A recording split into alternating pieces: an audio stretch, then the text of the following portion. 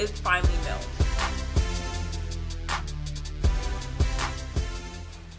Hey everyone, today I'll be doing a review on the Makeup Forever High Definition Powder. There's so many things that I absolutely love about this powder, but then there are a couple of drawbacks that I have to talk about. Well, I was lucky because I went in the store, I went into Sephora, and I was like, I went in there specifically for this powder. And I was lucky to find a travel size.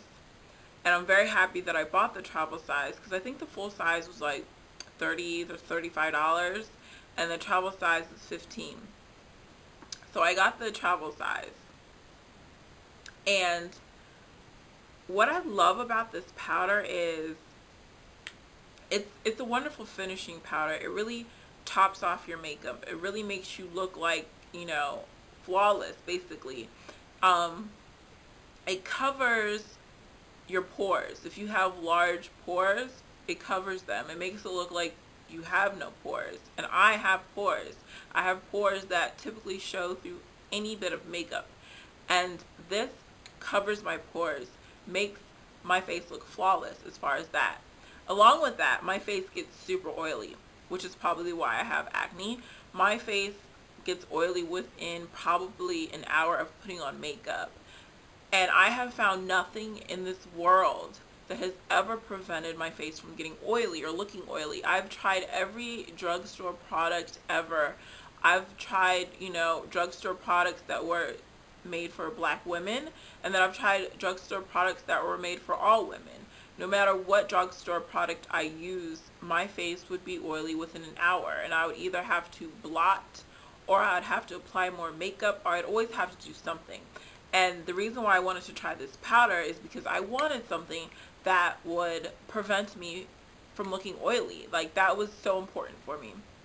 And I was willing to pay any amount of money I possibly could to get something that would prevent me from looking oily.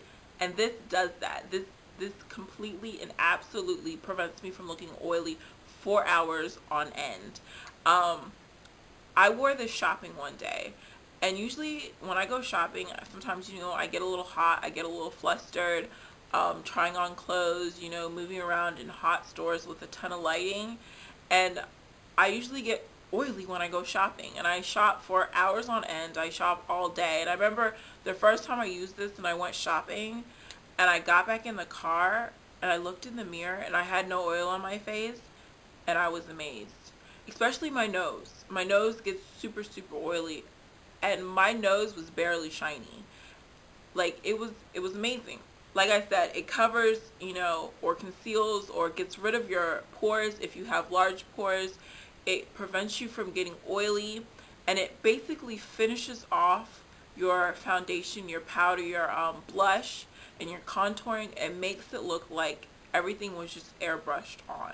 It does that. So as far as that, I love the product. But then there's a problem, and there's a problem that you probably know about. And at the time when I bought it, which was only 2 weeks ago, I didn't know about this problem.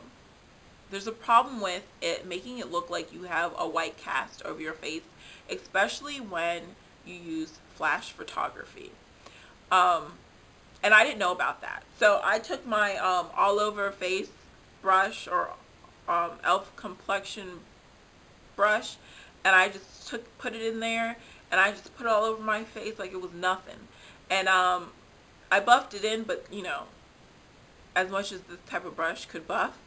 And I just put it on like it was nothing and was ready to go. I remember my mom looking at me and she was like, I don't really like that makeup you have on today. And I was like, I didn't know what she was talking about. And then I asked my boyfriend, I was like, you know, do you like my makeup? And he said he loved it. So I didn't really think anything was wrong. Took some pictures, and oh my God. I had the worst white cast ever. It was horrible. It was the worst white cast ever. The thing is, when you get the white cast, it can sometimes show up in person. Sometimes it won't show up in person, but it will definitely show up in a flash. But it goes away. The white cast goes away within an hour or less. And so, you know, I went out and the white cast went away, you know, in pictures. But it was there when I first took pictures. It was there, and it looked a mess. And I will insert a picture of my face with a white cast.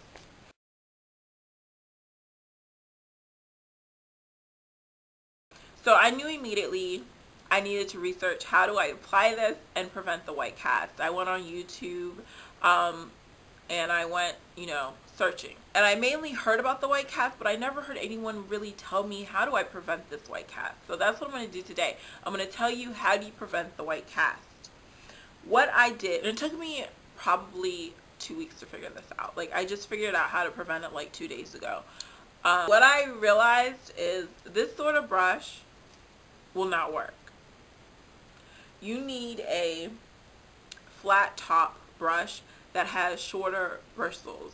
And this is, I don't even know what brand brush this is. This is a cheap brush. It doesn't even have to be an HG brush. It doesn't have to be an expensive brush, but it has to be a flat top brush with short bristles, which makes it more dense, and it makes it so that it blends out your powder a lot better.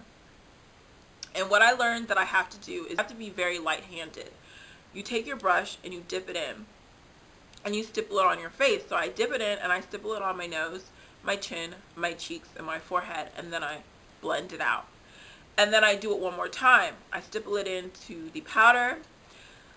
Then I stipple it onto my forehead, my cheeks, and my chin, and my nose, and I blend it out. And then the only place that I need a third coat is my nose, because my nose is crazy when it comes to getting greasy. So the only place I use the third coat is my nose. I stipple it into the product and I stipple it on my nose and I blend it out. All the coats are light coats. There's no heavy coating. There's no, taking a ton of product and putting it on your face, because you will see a white cast. And so I did that 2 days ago, and I took a picture after I put it on. And basically as soon as I got in the car, I took a picture and there was no white cast. There was absolutely no white cast.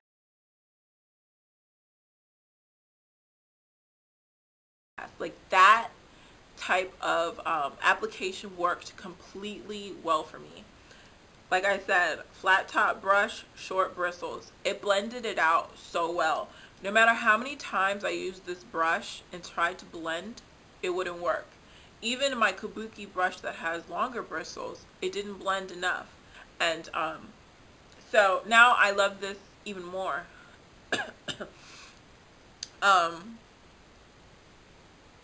It's hard to say whether, I definitely recommend this product.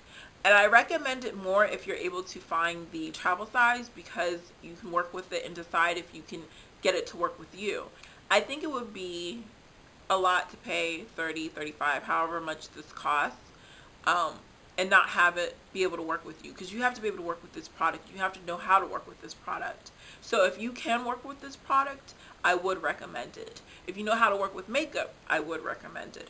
But if you're new with makeup and you don't have a lot of different types of brushes and you don't want to go out and buy a new brush, then I wouldn't recommend it. But if you have oily, very oily skin, this is a product you might want to try, and you might want to try to work with, because that's what I bought it for and it works so well for that. Anyways, thank you for watching this review, and like I always say, I love y'all. Stay tuned, keep with me, and I'll have more reviews coming for you. Bye everyone.